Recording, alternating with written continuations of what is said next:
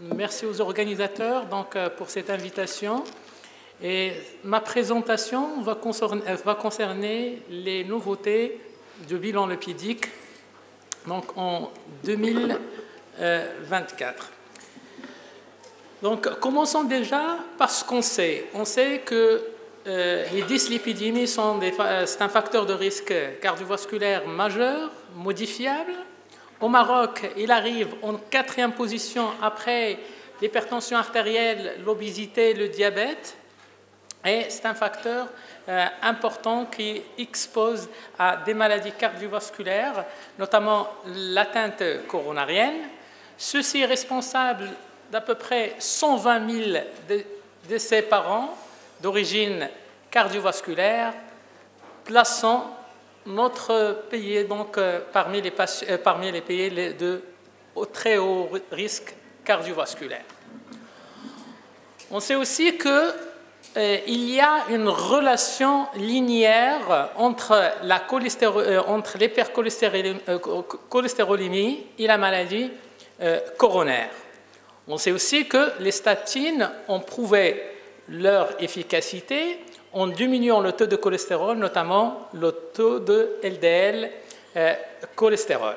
Donc, les différentes études, que ce soit pour la prévention primaire ou pour la prévention secondaire, ont montré une diminution de la mortalité avec ces molécules. Concernant le bilan lipidique, donc, il faut répondre aux questions suivantes. Quand demander un bilan lipidique, comment le faire et pourquoi le demander? Pour répondre à la première question, je vous dis tout de suite que presque tous les patients en cardiologie bénéficient donc d'un bilan lipidique, que ce soit en hospitalier ou en consultation externe. Voilà les recommandations de la Société européenne de cardiologie qui recommande d'utiliser ce bilan lipidique chez tous les patients diabétiques, chez tous les patients ayant une maladie cardiovasculaire, les hypertendus, les tabagiques, les obèses, les patients ayant une histoire familiale de dyslipidémie, une maladie inflammatoire chronique, une insuffisance rénale ou une histoire de dyslipidémie familiale. Donc, c'est presque tous les patients qu'on voit en consultation. Les lipoprotéines ont des caractéristiques physico-chimiques qui sont variables et leur pouvoir hétérogène n'est pas le même. Donc, ce pouvoir hétérogène est variable d'une molécule à l'autre. Et donc, on va passer en revue de différentes molécules et leur lien avec le risque cardiovasculaire. Commençons par le cholestérol total. Son taux est indispensable pour la prévention primaire pour évaluer le score et qui prend en considération l'âge de patient, le sexe, le niveau de la cholestérolémie et le niveau de la tension artérielle. Donc, ce score va évaluer ce risque entre un bas risque, un risque modéré, un haut risque et un très haut risque cardiovasculaire. Le LDL cholestérol, c'est une molécule, son taux est actuellement une cible incontestable. Il n'est pas le seul marqueur de risque cardiovasculaire. Donc, son taux de départ est important pour par la suite fixer des objectifs thérapeutiques en fonction de risque cardiovasculaire de chaque patient. Donc, en pratique, comment on calcule le LDL cholestérol? Donc, il est calculé indirectement par la formule de Fredwold, mais ceci n'est pas possible lorsque le taux de triglycérides est supérieur à 3,4 grammes par litre. On a proposé aussi la formule de Sampson, donc quand le taux de triglycérides est très élevé. Le HDL cholestérol est une fraction importante de cholestérol. La version électronique permet d'évaluer le risque score en se basant sur l'HDL cholestérol. Et il semble que des taux élevés de HDL cholestérol assurent une protection, mais il n'y a pas de preuve formelle. regardez donc là, quand on évalue le risque cardiovasculaire par le taux de cholestérol total, donc le paramètre le plus important qui peut faire varier ce risque cardiovasculaire, c'est le taux de HDL. Plus le HDL est élevé, plus ce risque cardiovasculaire va diminuer. Donc, le non-HDL, donc cholestérol, donc on commence à s'intéresser au non-HDL cholestérol parce que malgré la réduction de taux de LDL cholestérol, on a constaté qu'il persiste encore des événements cardiovasculaires, on parle de risque résiduel, et c'est pour cette raison-là qu'on commence à s'intéresser au non-HDL cholestérol, et qu'il y a une relation linéaire avec le risque cardiovasculaire. Ce non-HDL cholestérol est utilisé aussi donc, pour évaluer le score, le score chez les patients de plus de 70 ans. Donc, il prend en considération le taux de non-HDL cholestérol, l'âge de patient, son sexe, le niveau de la tension artérielle. L'apolipoprotéine B, on sait que les molécules qui sont riches en apolipoprotéine B sont très hétérogènes. Ils jouent un rôle important dans la progression de l'athérosclérose. Donc la quantification de l'apolipoprotéine B donc, peut être le reflet du nombre de particules hétérogènes. Et on sait que même l'apolipoprotéine B expose à une sensibilité et une spécificité plus que le LDL cholestérol, comme ceci a été démontré par plusieurs études. La lipoprotéine A, donc en général le taux c'est moins de 0,5 g par litre. Les anti-PC SK9 donc, peuvent réduire le taux de la lipoprotéine A de 20 à 30%, mais la question reste, est-ce qu'en diminuant ce taux de lipoprotéine A, est-ce qu'on va diminuer le nombre des événements cardiovasculaires? C'est ce qui n'a pas été encore vérifié et prouvé par des études. Donc, que disent les recommandations? Donc, qu'est-ce qu'on doit demander comme bilan lipidique? Donc, il est évident qu'il faut demander le taux de cholestérol total, le LDL, HDL et triglycérides. Et ceci, c'est très important en prévention primaire et pour avoir les objectifs, pour arriver aux objectifs thérapeutiques de LDL cholestérol. Quand est-ce qu'on évalue donc, le non-HDL cholestérol? C'est donc chez les patients hypertriglycéridémiques, diabétiques ou chez les patients ayant un taux de LDL bas. De la même façon, l'apolipoprotéine B est demandée chez la même catégorie des patients. Concernant la lipoprotéine A, on la demande surtout pour affiner le niveau de risque cardiovasculaire lorsqu'on a un doute entre le niveau modéré et le niveau haut, donc pour les patients borderline. Donc le dosage de la lipoprotéine A peut encore affiner cette évaluation de risque cardiovasculaire. Et à cette question qu'on se pose toujours, est-ce que le bilan doit être à jeun ou pas? Donc, il a été démontré que vraiment il n'y a pas une grande différence entre un bilan lipidique qui est fait à jeun et un bilan lipidique qui n'est pas fait à jeun, sauf pour les triglycérides. Et on continue à conseiller à nos patients de faire le prélèvement à jeun après 8 heures à 12 heures parce qu'en évaluant les triglycérides, on peut avoir déjà une petite erreur concernant les triglycérides et on sait très bien que les triglycérides interviennent dans le calcul de taux de LDL cholestérol qui est le principal objectif thérapeutique chez nos coronariens. On va revenir au risque cardiovasculaire. On a dit qu'on évalue le score et le score 2, le score UP, donc pour le sujet âgé, donc qui prend en considération l'âge, le sexe, le niveau de la tension artérielle. Pour score, la cholestérolémie totale. Pour le score 2 et score UP, le taux de non-HDL cholestérol. Et ceci est très important pour évaluer ce risque cardiovasculaire. Je veux me tarder un petit peu sur cette plaque, juste pour inviter nos confrères biologistes pour nous donner sur les résultats de bilan lipidique. On continue à voir des anciennes recommandations, et donc si on arrive à mettre à jour les recommandations à la lumière des recommandations de la Société européenne de cardiologie, donc ça serait mieux. Et là, le niveau de risque, donc, il varie entre le très haut risque cardiovasculaire et le bas risque.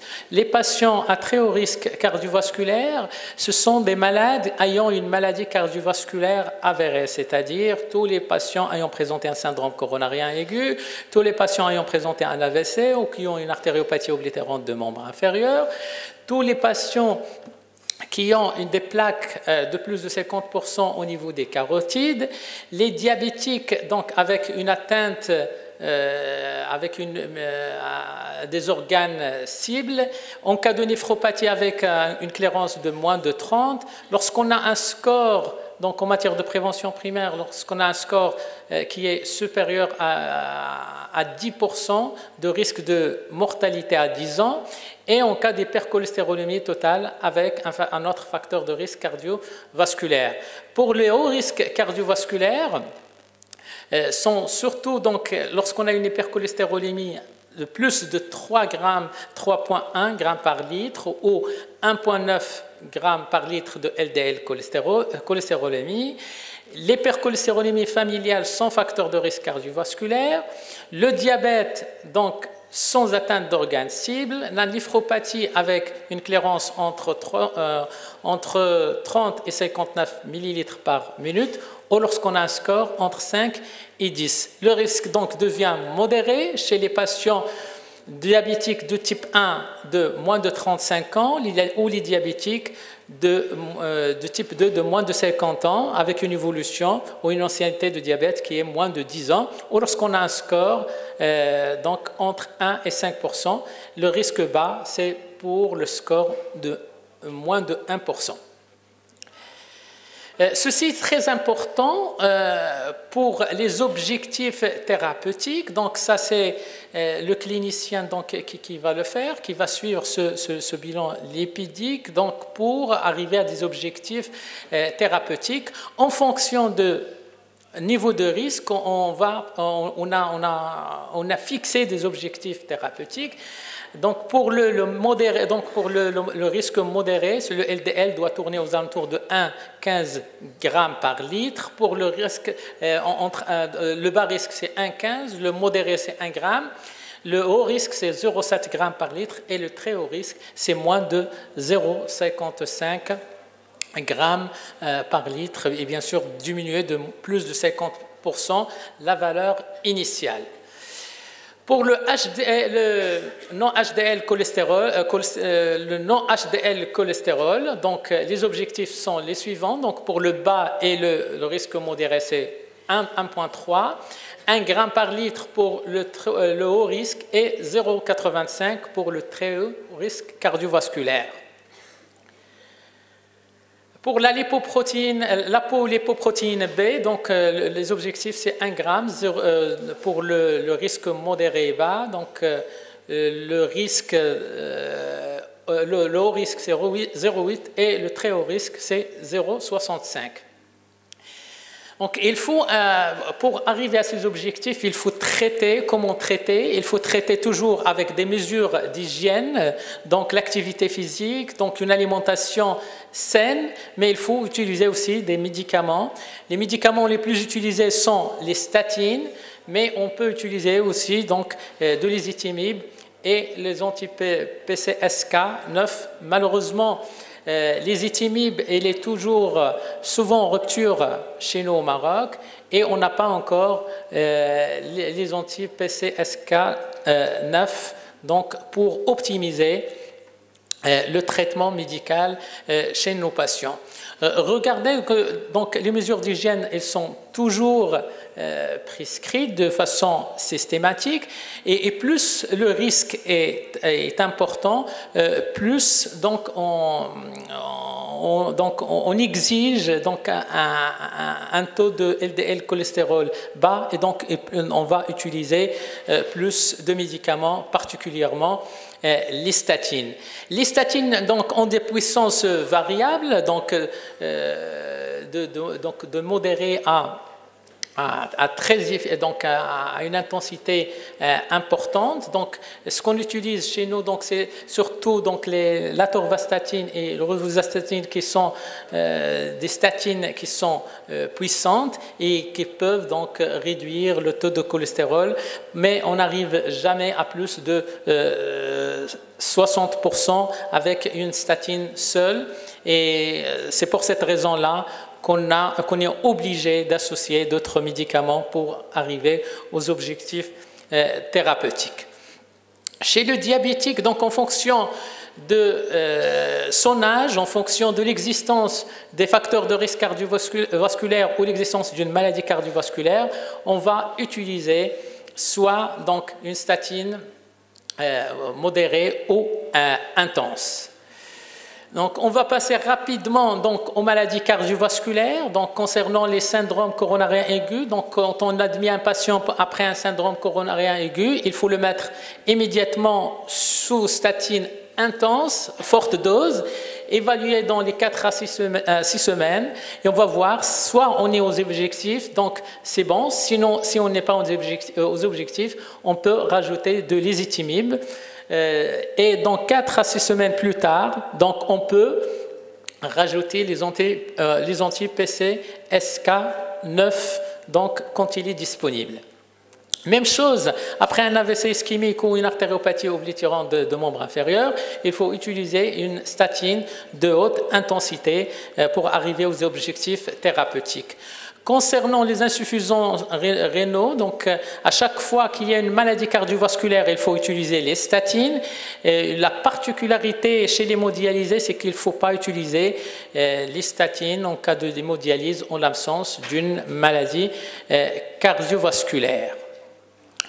Concernant les hypertriglycéridémies, donc classiquement, on prescrivait donc pour les hypertriglycéridémies donc les fibrates au lieu de statine. Actuellement, on est revenu sur cette notion. À chaque fois qu'on a une hypertriglycéridémie, on commence par une statine. Si on n'arrive pas à arriver donc à moins de 1,5 g par litre, on peut rajouter de l'oméga 3. Et il y a des cas particuliers chez les patients à haut risque où on peut associer une statine à une fibrate pour diminuer le taux de triglycérides.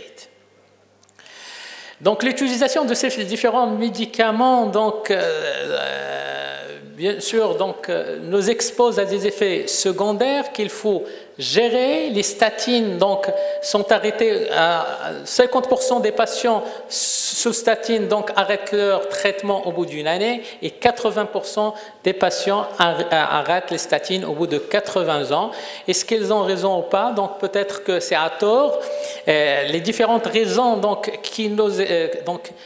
qui imposent l'arrêt des médicaments, soit les facteurs médico-économiques, soit les facteurs nocebo, voilà, avec toute cette polémique sur les statines ces 5-10 dernières années. Parfois, on a des douleurs musculaires ou des douleurs, donc, des myalgies qui n'ont rien à voir avec les statines et donc qui sont la cause de l'arrêt. Et il y a bien sûr les effets secondaires des statines qui sont connus. Voilà, on peut avoir des myalgies, des myosites et voire même une rhabdomyolyse. Comment gérer donc ces effets secondaires? Et il ne faut pas paniquer, il faut toujours demander donc un taux de CPK.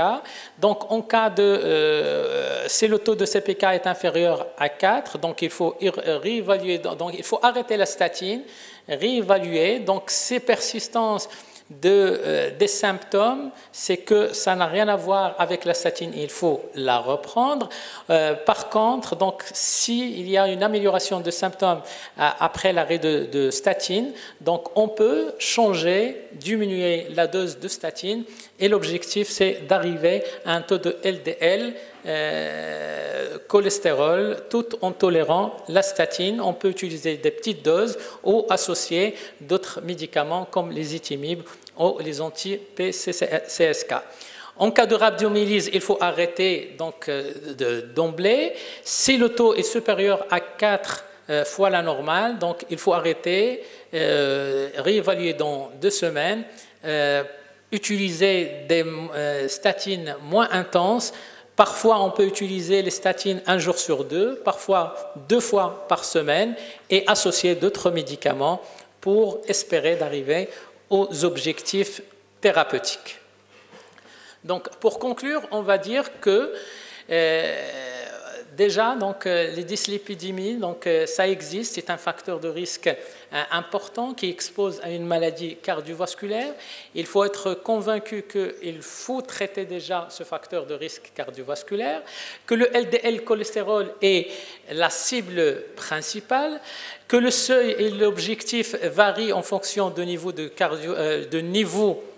risque cardiovasculaire, que les statines sont les principaux médicaments qu'on utilise pour traiter les dyslipidémies, notamment l'hypercholestérolémie, que la tolérance est importante et que ces médicaments sont en général bien tolérés. Il ne faut pas se précipiter à arrêter les statines en cas d'intolérance. Je vous remercie.